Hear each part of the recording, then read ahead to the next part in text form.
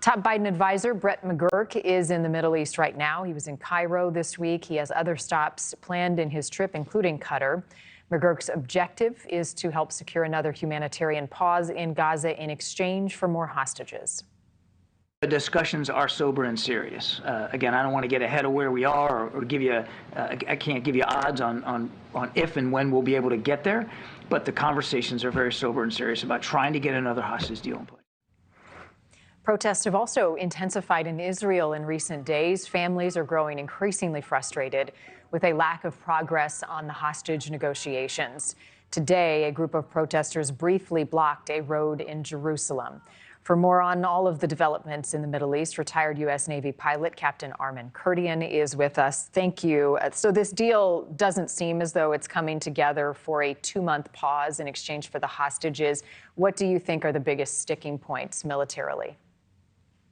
Good morning, Marni. It's going to be very challenging for Israel to accept a month-long ceasefire, which Hamas is demanding a guarantee for a permanent ceasefire following it. So Hamas is not going to simply agree to a month-long pause in the fighting because Israel stated that they are going to go in and completely destroy Hamas, and Israel will just continue the fighting. So Hamas is going to look for some kind of trump card that will prevent Israel from doing that. Israel, on the other hand, needs to go into this negotiation looking, okay, if you want a permanent ceasefire, perhaps they should call the bluff of Hamas, and the international community says if you disarm, surrender, release the hostages, and end the fighting, end your control of Gaza, then we'll accept a ceasefire. So you have two potentially mutually exclusive positions for a ceasefire. Unfortunately, Israel is on the negative end of international pressure right now.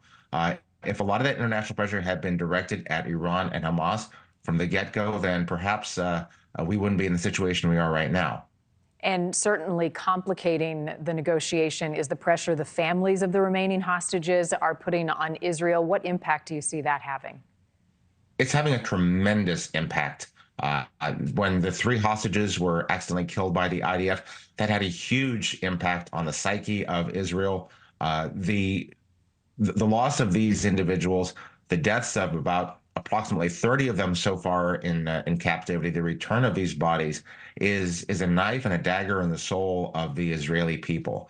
And the political pressure on the Israeli government to get them out, it cannot possibly be overestimated from our perspective as we're sitting over here. It's a different mentality over there. They want these people back, and the families of these hostages and the opposition may be now pressuring or are pressuring the government for some kind of ceasefire that may end with a result of Hamas still in some measure of control of Gaza.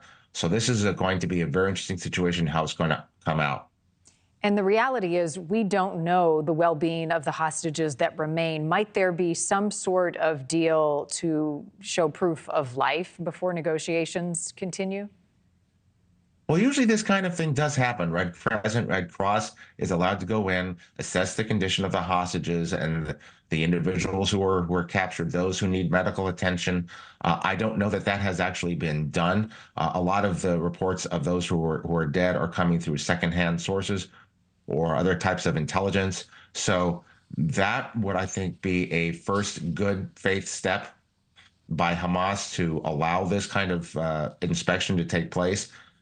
If Israel were to see, okay, these people are still alive, of course, on the other side, it might just strengthen Israeli opposition, internal Israeli opposition to the war by those families to actually get them and says, hey, my husband, my daughter, my son is alive. We need to get them out. They're alive. Do what you can to release them.